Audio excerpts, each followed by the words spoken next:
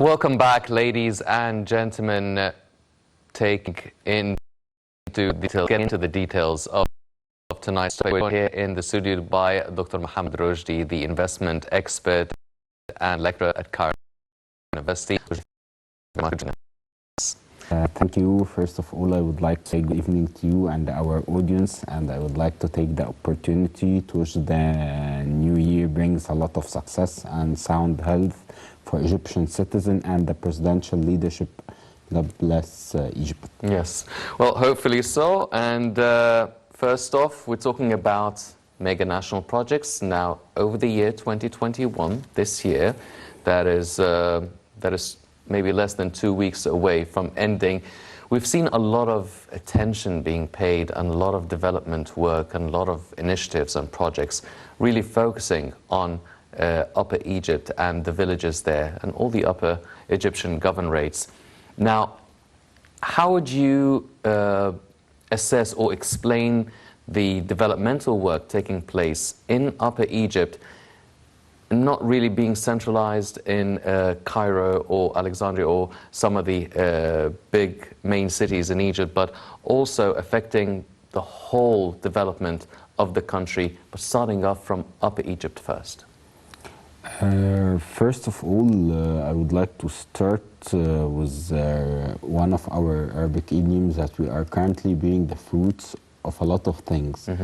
Actually, one of the famous quotes for Steve Jobs, to me, ideas are worth nothing unless executed. This is what's happening.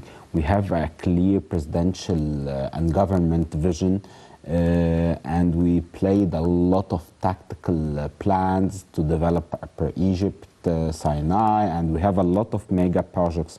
But let me take you and our audience through the journey. Actually, I would like to start with answering two questions during this episode. The first one, where we are now and where we want to go. I believe, in my humble opinion, this will cover everything in our episode today or our interview today. Actually, I would like to take our audience through the Egyptian inspirational journey. First, when the President Sisi came to take the leadership last 7 years, we started with the economic reform, we started with the most bravest decision, which is a devaluation, and then we focused on the interest rate, and we created the inverted yield curve. The inverted yield curve, I would like to explain it to you and our audience. The first thing that if we can see that the economic will have a potential, we shouldn't pay for a long-term high interest rate. As you know, and our audience, if you put your money or deposit your money at the bank for a long time, for 10 years, you will get higher interest than 3 years. But this is negatively impact the debt, the cost of debt to the government. How can we explain to our audience? Banks mainly are the most strategic partner that finance the deficit of balance of payment. Actually, how they finance it? They finance it through the depositors, the individuals, the household segment. Actually, the government started to pay for short-term interest rate higher than long-term. Why? What is the objective from this? The first objective, to decrease the inflation rate that reached to 33% before starting the devaluation, and currently they succeeded. The government, with coordination with the Central Bank of Egypt, they succeeded that the interest rate, the inflation rate reached to 6.5%. How can you imagine? And this is positively reflect to absorb the liquidity in the market. Yes. This is the first step, in addition to decreasing the cost of debt and to bring FDI, the most important thing, to create job. And this is positively reflected on what? This is reflected on the unemployment rate. The unemployment rate, as far as I recall, it reached to like 14%. currently it's around 7.5%. And those are the most important thing, to have environment that's suitable for investment and a lot of things. Starting this point, the government started to focus on main things, which is to build the mega projects and try to get the development in Upper Egypt, Sinai, and the Great Cairo, and the infrastructure. The main two things, in my humble opinion, to build any country, that education and health. If you would like to build a country, you have to invest in the manpower. Yes. And those are the most crucial things for investments. And as you know, when you have, if we are talking about investments, we have to get ROI, return on investment. Actually, the return on investment on something like that, that happened that, first of all, the government invested in education. The education budget increased from 40 billion in 2014-2015 to reach 65 billion. The increased percentage was, which is around 65%. And then the number of universities, public universities, has reached to 27 public universities, and increase for, in addition, was increase of 4 universities, in addition to 35 private universities, with increase of 17 universities. This is the most crucial things. This is to have something solid to build. Yes. And then we will go for, after that, to the infrastructure. If you would like to have a great development in any country, you have to invest in the infrastructure. Yes. This is actually what nowadays. We can, the normal person can walk in the street and can see easily that the infrastructure has been developed in a different way. The traffic jam is a little bit decreased due to the number of bridges and the number of streets that they expanded to can easily absorb the traffic jam. And those are most important things. And the energy. One of the most important things, the energy. The energy was a great thing to build and get to build the country and get FDI. Actually, there are a lot of projects that the government focused on and invested. You can easily see the new Suez Canal, in addition to the new capital, the new Daba nuclear system. Well, these projects, we've started working on them for a few years now, but in 2021, the development and the infrastructure work that has gone into Upper Egypt especially, and maybe over 4,000 villages around the country, has been quite significant, and it cost billions and maybe even trillions of pounds. And as you've mentioned, they really started focusing on the health sector and the education sector. Many schools have been built, many hospitals, the implementation of the health insurance system. We've seen, obviously, the transportation work that has been going on, really building roads not just around Cairo and Alexandria and the main axes, but also linking up Upper Egypt with Lower Egypt.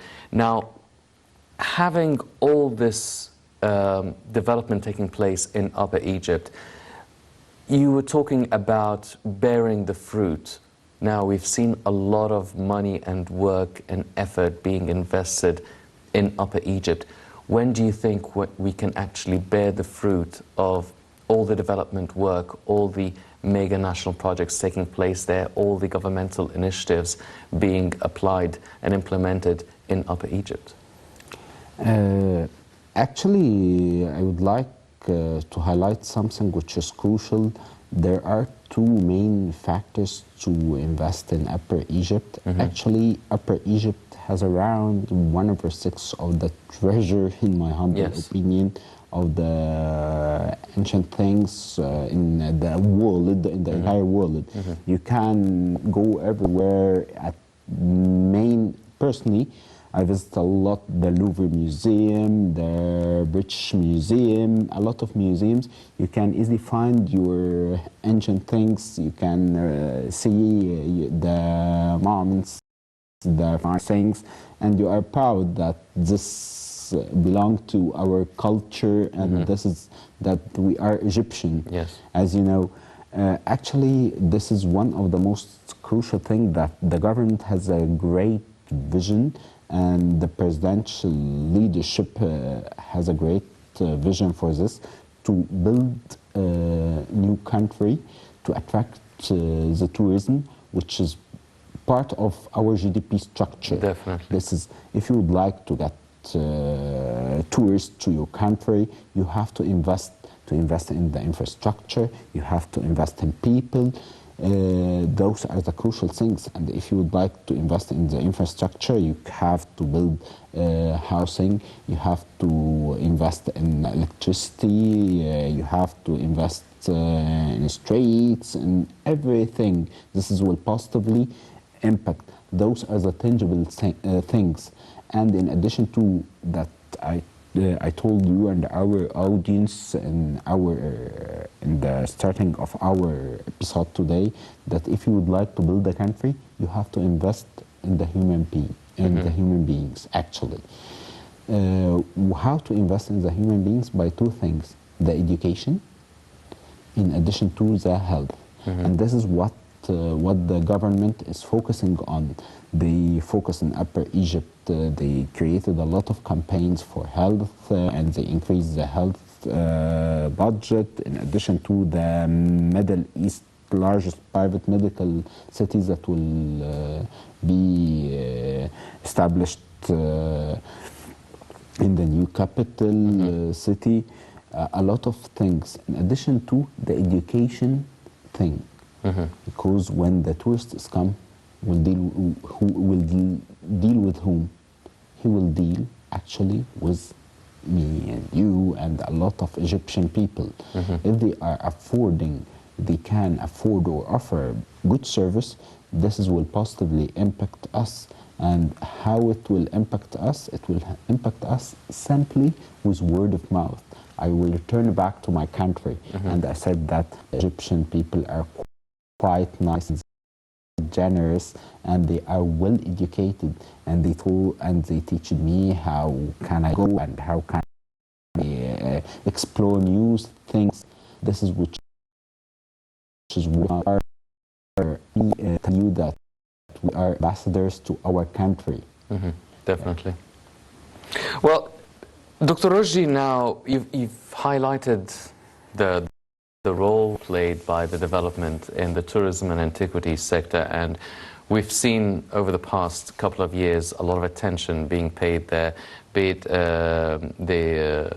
the Kebesh Road, and we've seen it in Aswan, and we've seen the transportation of from one place to another as well, the establishment of many museums in different parts of the country. You've also alluded to the energy sector, and we've seen the Bin Ben project in Aswan to generate electricity, and also there was an initiative to within the industrial sector, having the Qima 2 factory that is situated in Upper Egypt, with investments amounting to £12 billion. Now, do you feel that, being an investment expert as well, that having the energy sector being strengthened quite significantly over the past few years, along with the industrial sector, is this an area, or are these sectors that would be lucrative enough for foreign investors to invest in, and also lucrative enough for the banking sector in Egypt to invest in? Actually, to invest in energy, is something important. We are trying to send the positive signals to the global community. One of my rich friends, he's saying that we are doing a lot of things that in a lot of fields, like solar energy, like infrastructure, economic, regulation, a lot of things. Saying that the presidential leadership, he metaphorically just describes that we are having the magic stick, actually. We are doing a lot of things at the same time, in the same time. Actually, I would like to focus on the solar system, because this is the most important thing if you would like to send positive signals and you can get FDI, foreign direct investments. And this is the most important thing that all countries, despite the fact they are developed or focusing on FDI, foreign direct investment. If you would like to get FDI, you have to focus on solar system. Actually, the government has a great vision in this part, especially. The first thing, we invested around $29 billion in Debate nuclear power plant project. This will be the first nuclear power plant plan for Egypt. It will be located in Debate Matruh. The power plant is planned to be similar to Russian nuclear power plant, which has an installed capacity of 4,200 megawatt. And upon completion, it will reach 4,800 megawatt, making Egypt the only country. This project will make Egypt the only country in the region to have generation 3 plus reactor. You can imagine.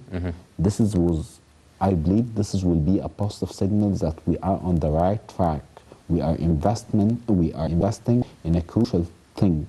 In addition to, and our audience, that the global community are focusing nowadays on the sustainability, how to use renewable energy. Despite the fact we have last month COP26 and the global community vision are focusing on sustainability. And by the way, it is a positive signal that Egypt will host the sustainability COP27. Yes, COP26 next year, if God will. Actually, this is a positive signal, and that the global community are counting on our leadership and our historical role in the Middle East to host this important event. Let me get back to the most important thing that concerning the sustainability. Actually, Egypt will invest around 1.2 billion in solar power plant. The CSP is a type of renewable energy, as you know, which is the temperature will reach from 400 Celsius to 1000 Celsius. Use heat that can be transformed to electricity. You can imagine by using heat. We are in a great country due to the cold weather. We are in a great need for the heat, actually. But we can use this heat to turn it to electricity. And for example, in Upper Egypt, we have a high temperature. The solar energy, you can invert it to get electricity. Yes. Well, talking about signals and indication, the UN has actually listed the Upper Egypt Local Development Project as one of the main successful indicators and practices to achieve results to achieve the Sustainable Development Goals for 2030. Now, when the UN lists not just the development in Egypt in general, but the local development within Upper Egypt as one of the best practices to achieve the 2030 goals, what does this mean for the international community? What does this mean to international foreign investors? How do we react, and the rest of the international community would react to such a great recognition by the UN itself in the development taking place in Upper Egypt? Actually, I would like to share with you and our audience some statistics about our competitiveness. What is the competitiveness report? Actually, I would like to illustrate it in a simple way to reach to our audience. The competitiveness, if you are an investor and you would like to go for any country, you have to check the competitiveness report. The competitiveness report that cover everything in the country, the infrastructures, process to finalize investment and establish company and do a lot of things. I would like to take you and our audience through this journey. The first thing that the government do it with GAFI, General Authority of Investment, that they created one-stop shop. What's one-stop shop? If you would like to establish your company, you will finalize everything in one window. This is the most important thing. Yes. This is part of the competitiveness. And the second thing that the competitiveness, Egypt jumped around 90 ranks in 2019 in the quality of road infrastructure. In addition to leaping to the 28th place up from 118th in 2014. Concerning the UN Global Knowledge Index 2020, Egypt jumped 10 places in 1 year. Egypt ranks 15 out of 36 countries with high human development. Egypt advanced in all indicators, moving up to 20 ranks in technical vocational education and sectoral index, and 11 ranks in pre-university education. You can, from those points, you can realize easily that we are being the fruits of this. This is not the only signal. Actually, I would like to highlight that the global credit rating institutions classified or ranked Egypt as a positive B outlook. This is a positive signal that we are on the right track. Especially we beard a lot from the cost of that, and we took a lot of loans and from IMF and the other parts, and we have legacy and history for loans, and we have a deficit on balance of payment for a long term. Currently, we are trying to rectifying what happened for more than 30 years. Yes. We are working, all the government, for the first time, all the sectors in the country, the private sector and the government are working closely. There is no silence. Yes. You can imagine they are working closely to finalize everything. The ministry, the GAFI, which is General Authority of Investment, the financial, the Ministry of Finance, the Central Bank of Egypt, the Ministry of Trade, all sectors. By the way, we have a great initiative that President was trying to focus in, which is to actually export to reach 100 billion exports dollar in next 3-4 years. This is strong political to place export promotion as well. You can imagine how we are working in parallel, and every sector in the country is serving the main objective or the goal, and this is positively will reflect on the GDP structure and the GDP per capita, the income. In addition to, we are allocating, and I believe this is kind of fairness, that we are allocating the subsidy for the deserved people. For that, in addition to, we are investing in a lot of projects, and the government couldn't couldn't leave the poor people and middle class. They are supporting them. They actually created the program of Takaful and Karama. This is how we are working in parallel. I told you we have a magic stick. Yes.